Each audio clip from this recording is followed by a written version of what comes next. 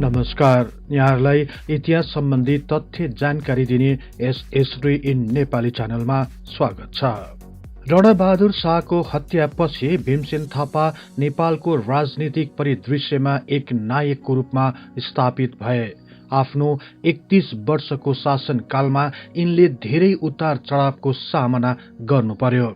तर पनि उनलाई धेरै इतिहासकारहरूले नेपालमा आधुनिकताको प्रवेश गराउने पहिलो प्रशासकको रूपमा प्रस्तुत गर्दै आइरहेका छन्। उनको राजभक्ति र राष्ट्र प्रेमबाट विश्वस्त भएर तत्कालीन नेपालको मुख्तियार रणबहादुर शाहले भनेका थिए, म मरी मुलुक डुब्निया छैन, भीमसेन मर्यो भने मुलुक डुब्निया छ।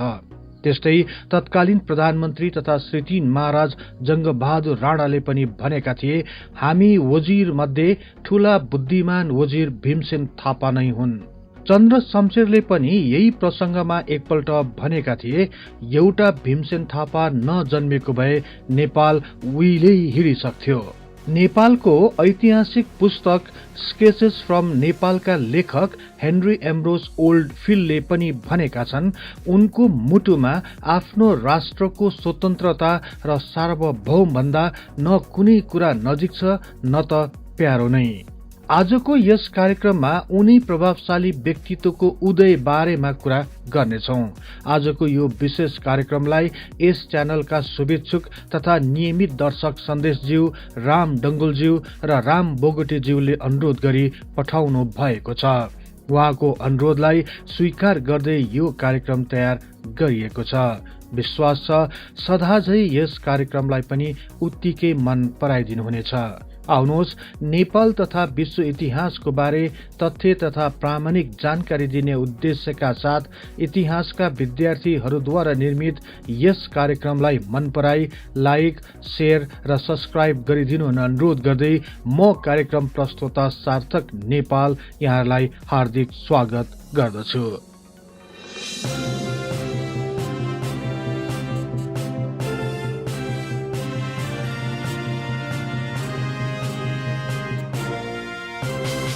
पश्चिम 2 नम्बर गोर्खाको बोर्लाङमा छोटाकाजी अमरसिंह थापा र सत्य रूपाको परिवारमा विक्रम सम्वत 1832 श्रावण 9 गतेका दिन भीमसेन थापाको जन्म भयो।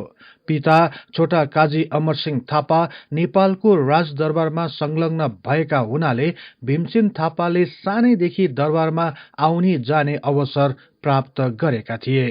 तत्कालीन राजा रणबहादुर शाह र भीमसेन थापा झण्डै सँगै उमेरका थिए।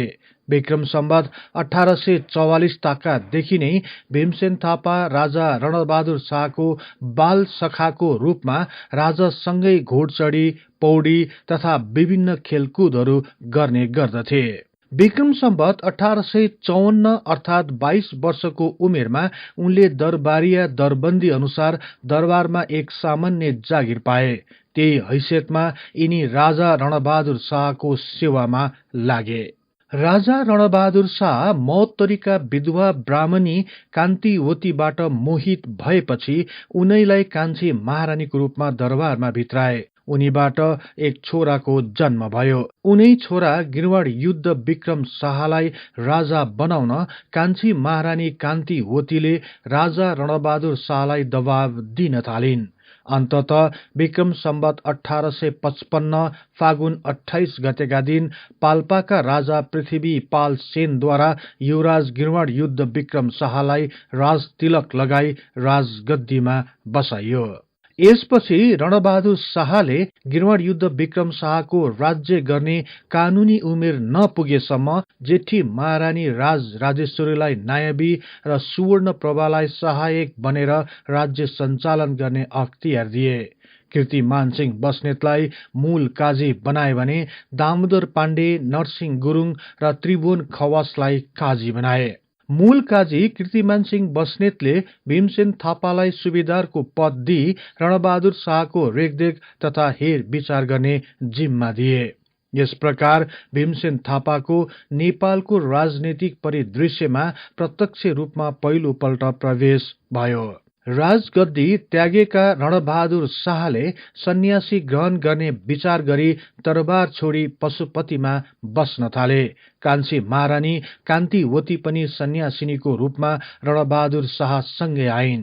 यही अवसरमा मूल काजी कीर्तिमान सिंह बस्नेतले भीमसेन थापालाई सुबेदारबाट पदोन्नति गर्दै सरदार बनाई रणबहादुर शाहको सेवामा पठाए। यसपछि उनी दिलो ज्यान दिएर स्वामी महाराज रणबहादुर शाहको हरेक कार्यमा साथ दिए। छोटो समयमा नै उनी रणबहादुर शाहका अत्यन्तै प्रिय व्यक्ति बन्न सफल भए।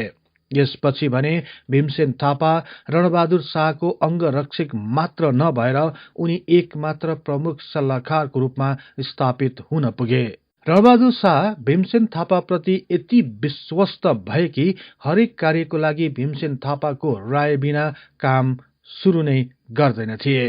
पशुपतिमा बस्दा नै कान्छी महारानीलाई रोगले च्यापेर सिकिस्त भइन्। उपचारका हरेक विधिहरू अपनाइए तापनि महारानी कान्तिवतीलाई निको पार्न सकिएन। अन्ततः विक्रम सम्वत 1856 कार्तिक 9 गतेका दिन महारानीको देहान्त भयो।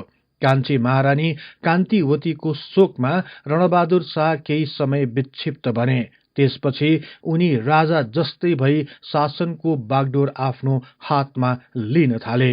रणबहादुर शाहले देशको राजनीति एवं शासन व्यवस्थाबाट आफूलाई अलग्याउन सकेनन्। दरबारिया भारदारहरूको जालमा परि बाध्य भएर गद्दी छोड्नु परेको भन्ने महसुस गरेका थिए। त्यसैले पनि उनी पुनः शासन सत्ता आफ्नो हातमा पार्न चाहन्थे। यसको लागि उनले पाटनमा नै बसी काजी भारदारहरूको विरोध गर्न थाले। यसै समय थाका काजी दामोदर पाण्डे तथा अन्य काजीहरूले श्री 5 गिरवाण युद्ध विक्रमलाई नुवाकोटमा लगी त्यहीबाट शासन सञ्चालन गर्न लागे। जेठी महारानी राजराजेश्वरीले पनि काठमाडौँमा बसी अलग्गै फौजको नाममा आदेश जारी गरी राजनीतिमा आफ्नो भूमिकालाई बलियो बनाउन लागिन्। यस प्रकार देशमा त्रयी शासन चल्न थाल्यो। अन्ततः रणबहादुर शाहले आफ्नो पक्ष कमजोर भएको विचार गरी विक्रम सम्वत 1857 जेठ 8 गते जेठी महारानी राजराजेश्वरी लगायत बलभद्र शाह, दलभञ्जन पाण्डे, पण्डित रंगनाथ पौडेल, बाल नरसिंह कुँवर, कुलदीप शाह लगायत 4 बग्गी केटी सुसारेहरू सहित 50 जना जति नोकर चाकरहरू लिएर काशी तर्फ लागे। यो कठिन समयमा पनि सरदार भीमसेन थापा विचलित भएनन्। रणबहादुर शाहको हरेक कदममा साथ दिँदै उनी पनि रणबहादुर शाहसँगै काशीतिर लागे। काशी पुगेपछि पनि रणबहादुर शाहले नेपालको राजनीतिमा ध्यान दिन छोडेनन्। सरदार भीमसेन थापाको सल्लाह बमोजिम दामोदर पाण्डेका विरोधमा कार्यहरू गर्दै रहे।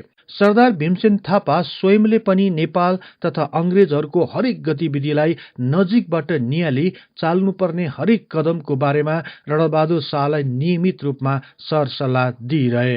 नेपालमा भने रणबहादुर शाह लगायतका समूहहरू काशी प्रस्थान गरेपछि काजी दामोदर पाण्डेले अर्कै राजनीतिक दाव खेल्न थाले। अंग्रेजसँग मिली रणबहादुर शाह लगायतलाई बनारसमा नै नजरबन्द गर्ने उपायमा तल्लीन हुन थाले। यसैको निरन्तरता स्वरूप काजी दामोदर पाण्डेले गजराज मिश्रलाई भारत पठाए। उनैको सल्लाह बमोजिम विक्रम सम्वत 1858 नेपालले भारतीय अंग्रेज कम्पनी सरकारसँग व्यापारिक सन्धि गरे र अंग्रेज सरकारद्वारा रणबहादुर शाह र उनका समूहलाई बनारस स्थित आफ्नै निवासमा कैद गर्न लगाए। यसरी आफूहरू दामोदर पाण्डेको जालमा परेको हुँदा यसबाट छुटकारा पाउन सरदार भीमसेन थापाले रणबहादुर शाहलाई नेपालमा रहेका भाइहरूलाई पत्र लेख्न सल्लाह दिए। यसै अनुरूप उनले नेपालमा रहेका भाइहरू शेरबहादुर शाह र विदुर शाहीलाई पत्र लेखी पठाए। सो पत्रमा उनले अंग्रेजलाई निकाल्न र आफ्नो कैद खोल्न लगाउन भनी उल्लेख गरेका थिए। यसका साथै राजा गिरवाण युद्ध विक्रम शाहको सुरक्षामा विशेष पहल गर्न पनि अपील गरे। यसपछि रणबहादुर शाहले नेपालस्थित काजी बख्तवर सिंह बस्नेत र उनकी आमालाई पनि पत्र लेखी सहयोगको लागि अपील गरे। सरदार भीमसेन थापा स्वयंले पनि काजी बख्तवर सिंह बस्नेतलाई नेपालमा अंग्रेज आएर बस्नु असल कुरा होइन भन्दै उक्त बन्धन तोड्नमा सहायता गर्न अपील गर्दै पत्र लेखेर पठाए। यसपछि बनारसमा नै बसेका रंगनाथ पण्डितले पनि बख्तवर सिंहलाई सो व्यापारिक सन्धि खारेज गर्न पत्र लेखे। यही कारण नेपालको राजनीति अस्थिरतातर्फ मोड्यो। विभिन्न समूहहरूले गोप्य रूपमा भिन्न भिन्न षड्यन्त्रहरू बुन्न थाले। बिस्तारै भारदारहरूको बीचको कलह सतहमा आयो। यसैबीच विक्रम सम्वत 1858 असार 15 गतेका दिन एक घटना घट्न गयो। सोही दिनको राति 9 बजेतिर राजदरबारमा हात्तीसारको बाटो हुँदै घर फर्किरहेका मूल काजी कीर्तिमान सिंह बस्नेतको अज्ञात व्यक्तिद्वारा हत्या गरियो। जेठी महारानीको अनुपस्थितिमा नायब बनेकी माइली रानी सुवर्ण प्रभाले मूल काजी कीर्तिमान सिंह बस्नेतको हत्याबारे छानबिन गर्न कचहरी बोलाइन्। यही कचहरीद्वारा जेठी महारानी राजेश्वरी समर्थक करिब 80 जना भारदारहरूलाई कैद गर्नुको साथै दामोदर पाण्डेलाई पदच्युत गरियो। विदुर शाही, श्रीकृष्ण शाह र रणजीत पाण्डे लगायत अन्य केही भने ज्यान बचाउन तराईतिर भागे। काजी प्रतिमान राणा, सरदार गर्भु खवास, इन्द्र सिंह खवास लगायत अन्य 7 जनालाई काटी हत्या गर्यो। साथै अरु करिब 120 जना जतिलाई जेलमा बन्द गरियो। यो घटनाको बारेमा थाहा पाएपछि रणबहादुर शाह साह्रै दुखित बने। यो घटनाबाट आहत भएका रणबहादुर शाहले नेपाल फर्कने विचार गरे। तर बनारसमा अंग्रेजद्वारा लगाइएको निषेध नखुलेपछि सरदार भीमसेन थापाले अंग्रेजसितको सन्धि भंग नभई आफ्नो कैद खुल्दैन भन्ने ठानी सरदार भीमसेन थापाको सल्लाहमा रणबहादुर शाहलाई आफ्नी जेठी महारानी राजेश्वरीलाई नेपाल पठाउन सल्लाह दिए। नेपालमा गई सन्धिलाई भंग गराउने उद्देश्यले जेठी महारानीलाई रणबहादुर शाहले नेपाल पठाए। जेठी महारानी राजेश्वरीलाई नेपालभित्र पस्न नदिन विभिन्न खेलहरू खेलिन थालियो। तर नेपालकै विभिन्न भारदार तथा सेनाहरूको सहयोगमा उनी सफलतापूर्वक नेपाल पसी राजधानीमा आइपुग्न सफल भइन्। उनले सत्ता आफ्नो हातमा लिने बित्तिकै सर्वप्रथम नायबको पदबाट सुवर्ण प्रभालाई हटाई आफू नै राजा गिरवाड युद्ध विक्रमको नायब भइन् र सो सन्धिलाई खारिज गर्नमा सफल भइन्।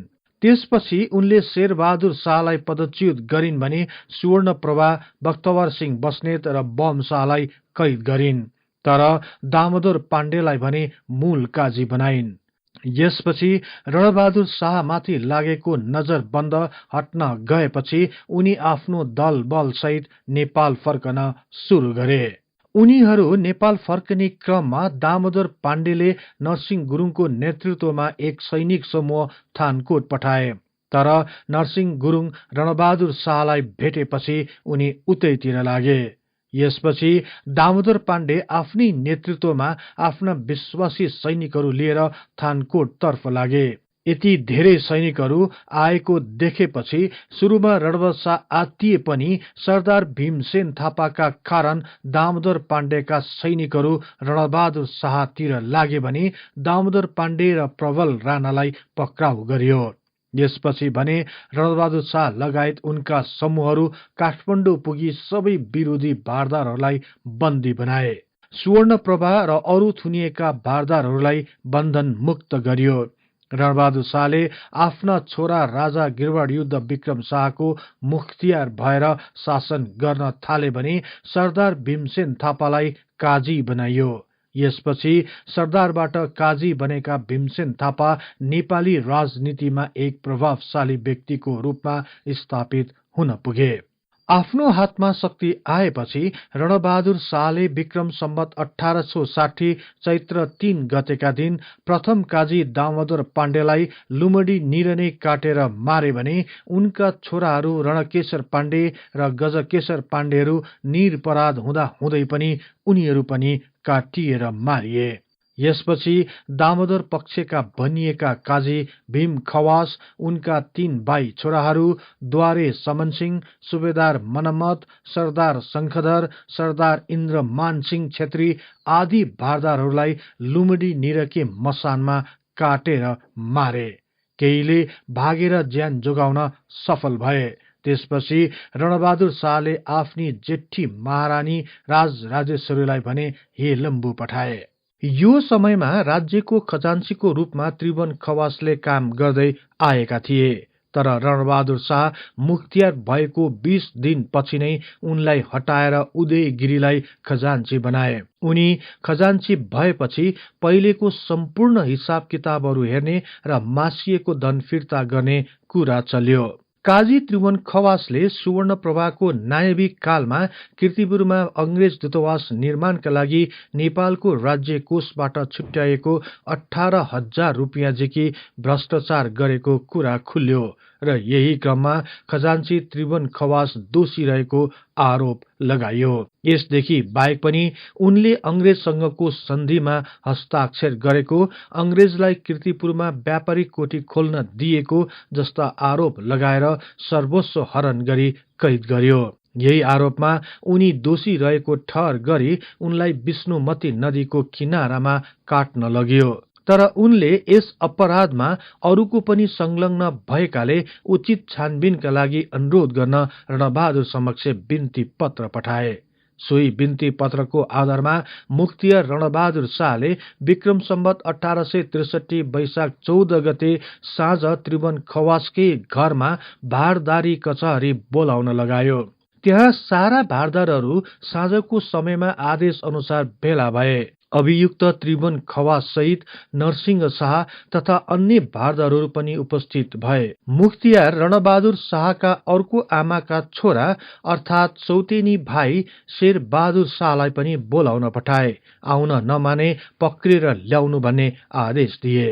सो कचहरीमा काजी भीमसेन थापा, प्राण शाह र पण्डित रंगनाथ पौडेल, काजी रञ्जित पाण्डे, रणधोज थापा, नरसिंह गुरुङ, दलभञ्जन पाण्डे, बाल नरसिंह कुँवर आदि भारदार तथा अन्य अंगरक्षकहरू पनि उपस्थित थिए। सबै भारदारहरू उपस्थित भएपछि मुख्तियार रणबहादुर शाहले रुपियाँ मासेको विषय निकाले। यस विषयमा विशेष गरी शेरबहादुर शाह र नरसिंह गुरुङलाई नराम्ररी हप्काए। यही विषयमा धेरै आरोप प्रत्यारोपहरू भइरहे। लामो समयसम्म छलफल चलेकाले रात निकै छिप्पिसकेको थियो। धेरै समय भएकाले रणबहादुर शाहका छोरा रणधोज शाह पनि खाना खान त्यहाँबाट निस्किए। काजी भीमसेन थापाले त्रिभुवन खवासको घरमा नै कचहरी बस्न हुँदैन भन्ने सल्लाह रणबहादुर शाहलाई दिइरहेका थिए। तर रणबहादुर शाहले काजी भीमसेन थापाको कुरालाई अनसुनी गर्दै उनलाई पनि भात खाएर आऊ भनी अराए।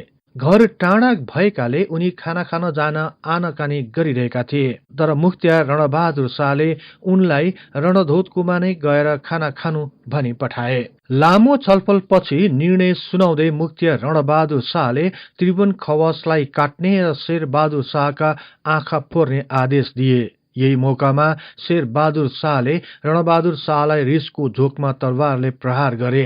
तरवार सिधै पेटमा घुस्यो। रणबहादुर शाहले तुरुन्तै प्रतिरोध गर्न लाग्दा शेरबहादुर शाहले फेरि सोही तरवारले रणबहादुर शाहको काँधमा दोस्रो प्रहार गरे। रगताम्य भएका रणबहादुर शाहले आफ्ना अंगरक्षक बाल नरसिंह कुँवरलाई पुकारे र उनी बेहोस भई ढले। शेरबहादुर शाह भाग्न लाग्दा बाल नरसिंह कुँवर शेरबहादुरमाथि जाइ लागे र केही क्षणमा नै दुवैको बीच भिडन्त भयो। चौतरिया बम शाहको सहायताले बाल नरसिंह कुँवरले शेरबहादुर शाहमाथि तरवार प्रहार गरी उनलाई तत्कालै ढाले र मारे। यसको केही समय पछि नै काजी भीमसेन थापा खाना खाइवरी त्यहाँ आइपुगे। घाइते मुख्तियार रणबहादुर शाहलाई बचाउन अनेक प्रयास गरे पनि उनको शरीरबाट धेरै रगत बगिसकेकाले उनको त्यही मृत्यु भयो। मुख्तियार रणबहादुर शाहको मृत्यु पश्चात काजीको रूपमा प्रभावशाली भूमिका निर्वाह गरेका काजीको हैसियतले भीमसेन थापाले राज्यको शक्ति आफ्नो हातमा लिए। भीमसेन थापाले तुरुन्तै नाबालक राजाको सुरक्षाको लागि थप सैनिकहरू राजदरबार पठाए। काजी त्रिभुवन खवास र नरसिंह गुरुङलाई कैद गरियो। यसपछि भीमसेन थापा लगायत जगजित पाण्डे, पण्डित रंगनाथ पौडेल र बाल नरसिंह कुँवर सैनिक घेरामा सुरक्षित हुँदै राजदरबार गए। त्यहाँ पाल्पाली राजा पृथ्वीपाल सेन लगायतका व्यक्तिहरूलाई कडा निगरानीमा राख्न आदेश दिए र हेलम्बुमा निर्वासित गरिएकी जेठी रानी राजेश्वरीलाई ल्याउन रिसल्ला दौडाए। रणबहादुर शाहको हत्याको भोलिपल्ट 15 गतेका दिन बिहान चौतारा विदुर शाह, काजी त्रिभुवन खवास, नरसिंह गुरुङ, पाल्पाली राजा पृथ्वीपाल सेन तथा उनका भाइ चौतारा रणबहादुर सेनलाई भण्डारखालमा काटियो।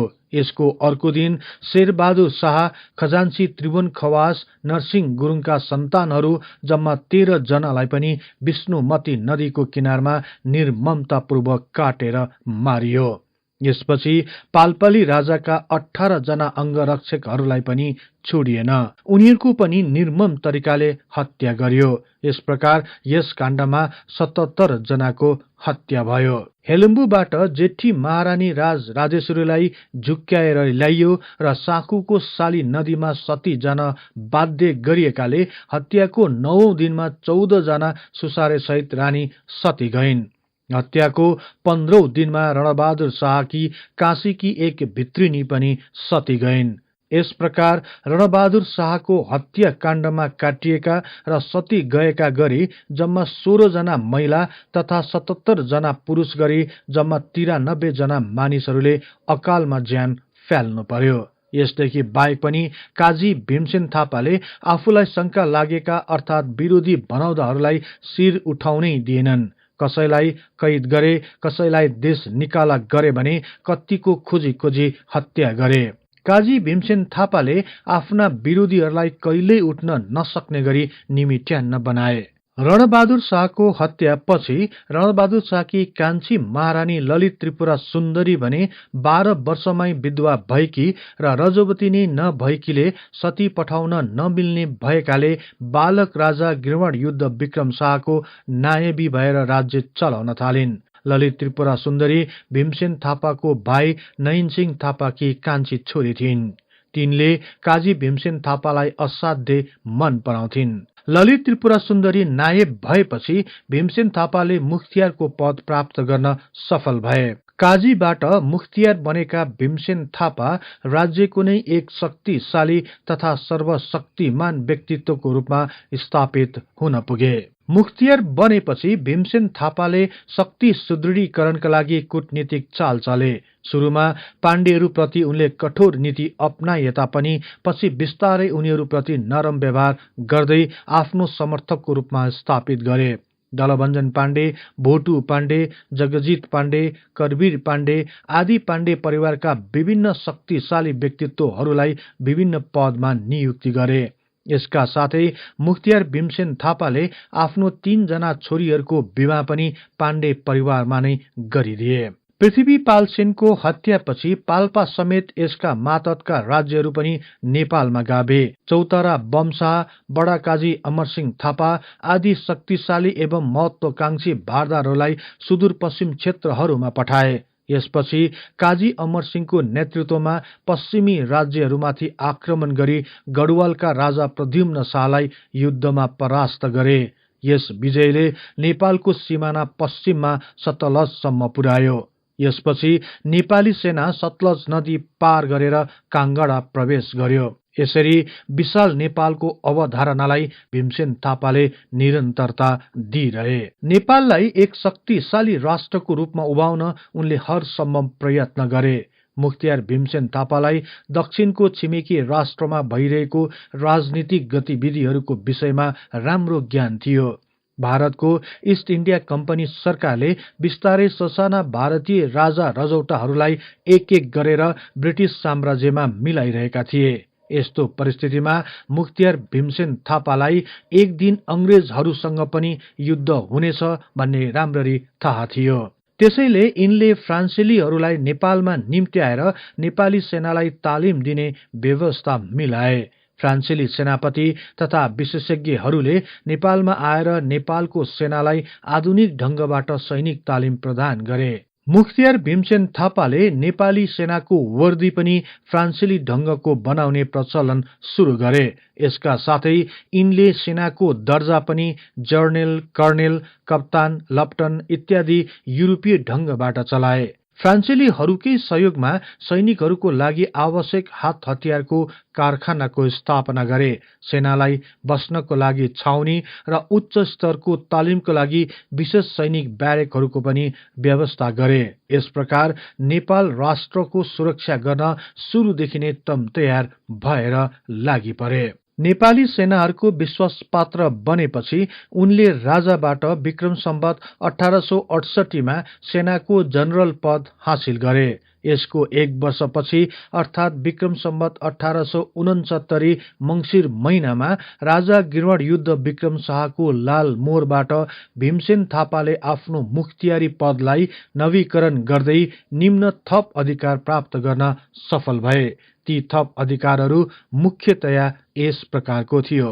देशको स्वतन्त्रता र विकासको लागि आवश्यकता अनुसार युद्ध वा शान्ति स्थापना गर्ने।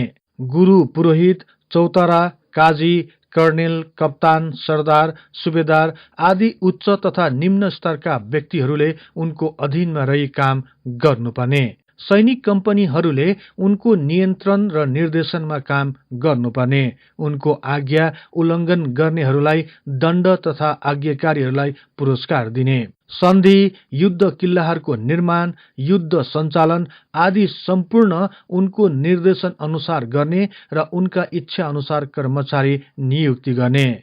उनको आज्ञा उल्लङ्घन गर्ने जुनसुकै व्यक्तिलाई पनि सजाय दिलाउन पाउने। यी अधिकारहरू मुख्तियार भीमसेन थापालाई दिएको कागज पत्रमा उदयगिरी, फौजवीर राणा, पुरोहित यदुनाथ, पण्डित राज रंगनाथ पौडेल, प्राण शाह, रणधोज शाह, दलभञ्जन पाण्डे, भक्ति सिंह बस्नेत, परशुराम थापा, भोटु पाण्डे, जयसिंह खत्री, बाल नरसिंह कुँवर, बहादुर भण्डारी, जसपाउ थापा, चन्द्रशेखर उपाध्यायहरू जस्ता शक्तिशाली भारदारहरू साक्षीको रूपमा थिए। यी असीमित अधिकारहरू प्राप्त भएपछि मुख्तियार भीमसेन थापा ज्यादै शक्तिशाली भए। सुबेदार पदबाट नेपाली सेना तथा राजनीतिमा छिरेका भीमसेन थापाले सरदार, काजी हुँदै शक्तिशाली मुख्तियारको पद हत्याउन सफल भए। यस प्रकार भीमसेन थापाको नेपाली राजनीतिमा उदय भयो।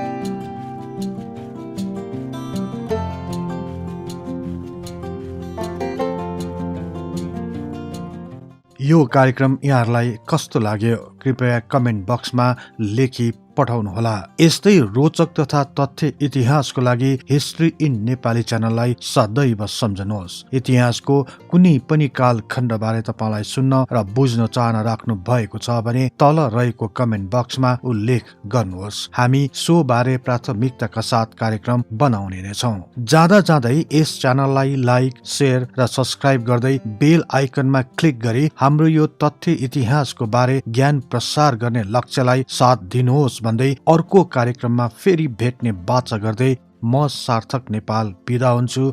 हवस् त, नमस्कार।